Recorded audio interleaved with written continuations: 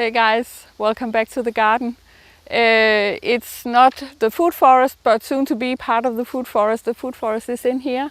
We've been here a couple of times over the past year, and I'm really excited about this place. It's always fun to create new, lush, fertile spaces, and this is what is happening in here. It's mid-October, and most of the garden work, the harvesting and all of that is done. Only a few apples and pears and stuff, some quince and stuff left. So a lot of structural work going on, and I really enjoy this sort of it's a little more violent than the berry picking. So we had a friend help us cut back these lilacs that are actually quite amazing, and they're really good to create shelter in a garden, and the bees like them, and they smell wonderful, and they grow quite fast, but they're also growing in width. So if you can see, actually they had been growing so much that they were touching the trees, and it felt like they couldn't breathe. So our friend has cut it all the way down, and also on the other side. And it feels much more spacious and airy right now, and I really enjoy that. And as you know, nothing organic must leave the garden. So I have spent the last couple of days weaving this cut back lilac into the base like this to create both habitat for birds, and I'm hoping also that this will somewhat slow the growth here in the bottom of the lilacs, and they can grow in the top, and also because this will certainly keep the deer out. So this is actually giving me a free fence to keep the deer out, and so all of this has been weaved in, and I'm going to create a couple of gates, like just simple gates in this end and in this end, and then suddenly there'll be another food forest. And I'm so pleased about this space. As you can see, this is the first year I've been trying to grow something in the ground layers. Otherwise it's just been trees sitting in grass.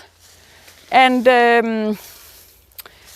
I wanted to show you what I did and how it's going with the building of the soil. This last fall I put quite a thick layer of horse manure, as you can see, and I put it down just on top of the grass, and you can see it's starting to decompose. And it has shaded out the grass completely, so I don't see any grass coming up through the horse manure. On this bit I added on top of the horse manure, I added quite a lot of compost, and I also added a lot of sheep's wool from 40 sheep. And I thought it would take a long time for the wool to decompose, but already in 6 months I see that the wool is getting much more brittle and it's breaking down quite easily.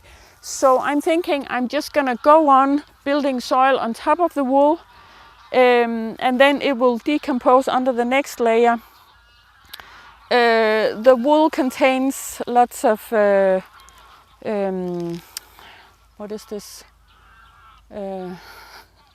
Well, it contains about 10% nitrogen, so as it decomposes it releases nitrogen in the soil for the plants, and it also contains other minerals and good things. So I'm really pleased with this space. As you can see now, I've cut this back, a lot more growing space in the ground layers, and it's easier to move around. and I haven't watered this bed at all in this very dry summer, and the yield has been amazing. And now all the kales, the winter kales, are starting to grow because we've had some rain, and it feels amazing. I love this space, and I love creating new spaces. It's more fun than keeping the old ones. So I wanted to show you just also the spaciousness that has come from this cutting back the lilacs.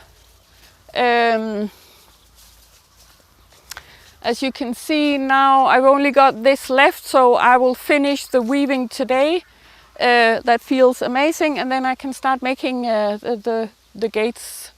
So that's some of the structural things that are going on in the garden right now, and I just wanted to share it. Hope you enjoyed. See you later maybe.